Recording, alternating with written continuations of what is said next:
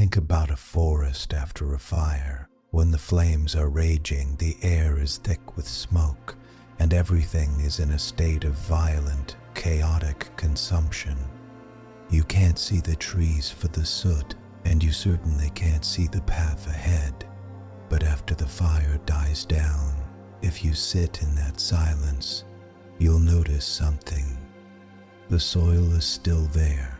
It is warm, it is quiet, and it is holding the seeds of everything that is about to become. Most of us live our lives like the fire, constantly burning through our energy, agitated by every breeze, consumed by the heat of our own impulses. We forget that our true power isn't in the flame, it's in the soil. Life at its very core is a journey of refining your character, a process of awakening that moves from the inside out. If you cannot understand the mechanics of your own mind within the limited years you have, your life becomes nothing more than a series of reactions. You find yourself trapped in survival mode, constantly agitated by old scripts and social pressures. Chasing goals that don't actually fulfill you. We feel like if we don't speed up, we'll be left behind. We eat fast, we walk fast, and we reply to messages fast. Even when we watch a sunset or listen to a song, we've learned to use double speed.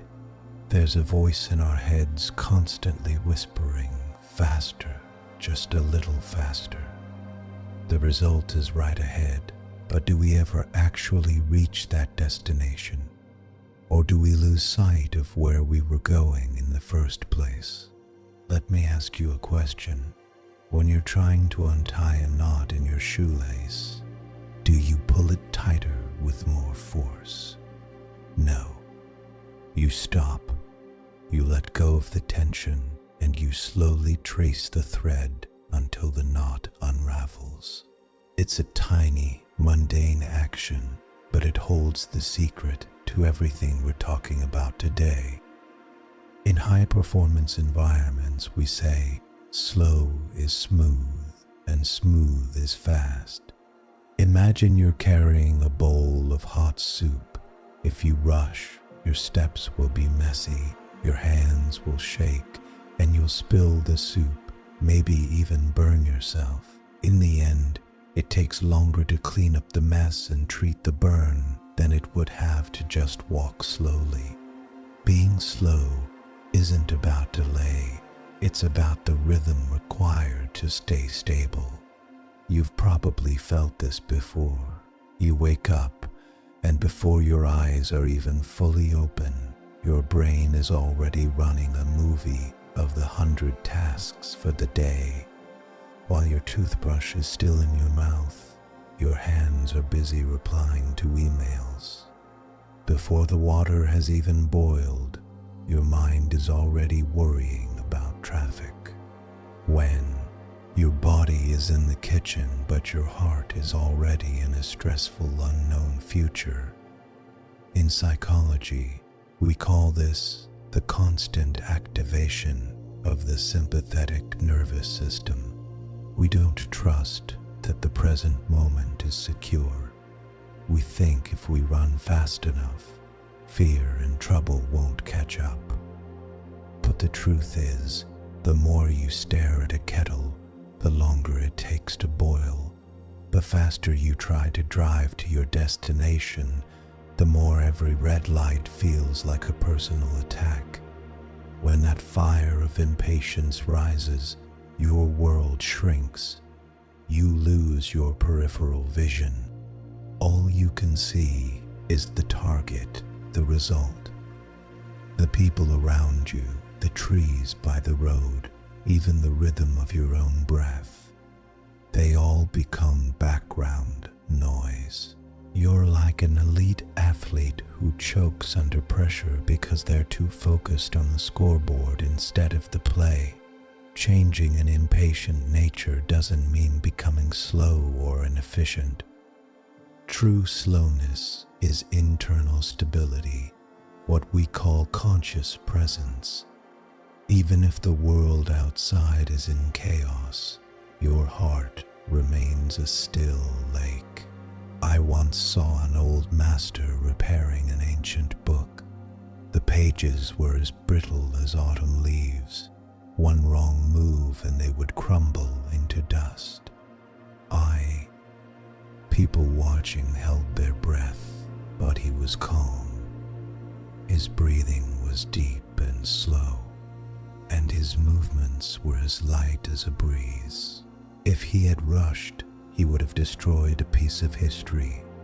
He told me, books have tempers. You have to wait until the book is ready to be repaired before you can touch it. He wasn't just repairing a book, he was training his heart. He knew that to handle a fragile situation, you must first be the most stable thing in the room. When a sudden crisis or huge pressure hits, can you pause? Think of a high-speed tire. If you slam on the brakes, you'll flip. You have to tap the brakes gently to let the momentum fade. When bad news arrives, your first instinct is to react immediately, to fight or fix it. In that moment, give yourself the 3-second gap. Viktor Frankl, the psychologist, famously noted that between stimulus and response, there is a space. In that space is our power to choose. One deep breath changes you from a slave to your emotions into the leader of your own life. Most of our regrets come from those 3 seconds of missing blank space, the words we shouldn't have said, or the contracts we shouldn't have signed.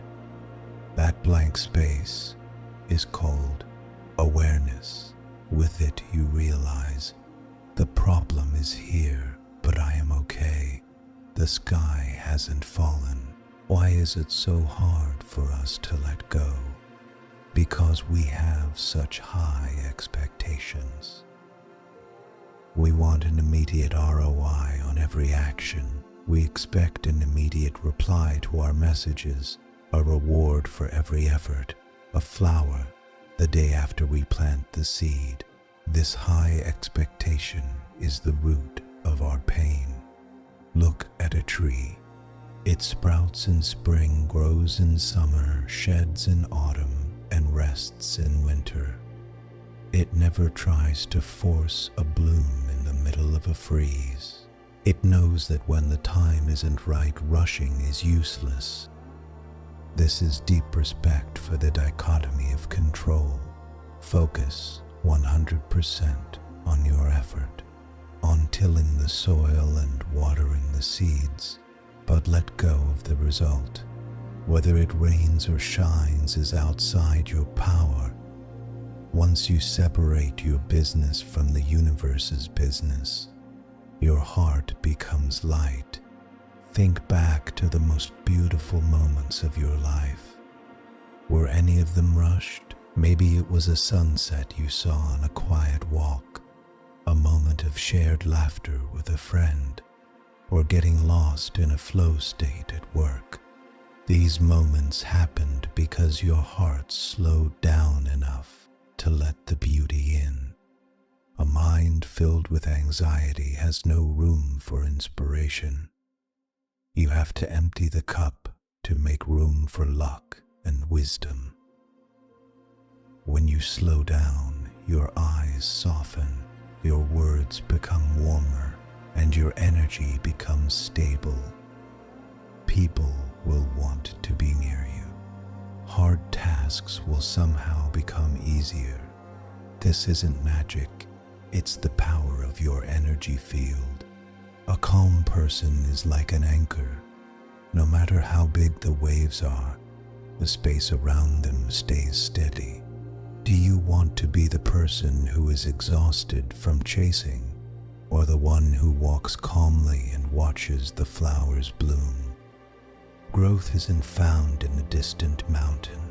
It's in the way you handle the small things. Next time you're in a long line, feel your feet on the ground. The earth isn't in a hurry, so you don't have to be either. Next time someone is late and you want to snap, look at the clouds. They drift across the sky with no destination, yet they are never late. Next time you're lost, tell yourself, going slow is actually faster. Like walking a dark path at night, you don't need to see the end. You just need to take one good step, and the next step will light up. This is deep trust in life. When you live this way, your shoulders relax, your breath deepens, and the things that used to make you explode feel as light as dust, blown away with a single breath. You start to enjoy the process itself. You stop living in a future that hasn't arrived and start living right here, right now. This is the shift from survival mode to thrive mode. We aren't here to rush through life.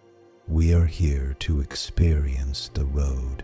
If life is a river, an impatient person crashes through the canyons, making a mess of themselves just to reach the sea.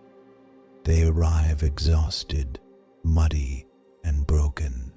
But a person who knows how to go slow meanders through the plains, nourishes the trees along the bank, and reflects the moon and the birds. They both reach the ocean, but the one who knows how to slow down truly understands the power of gentleness. May you find a calm heart in this noisy world. Don't rush. The best things will arrive exactly when they are supposed to.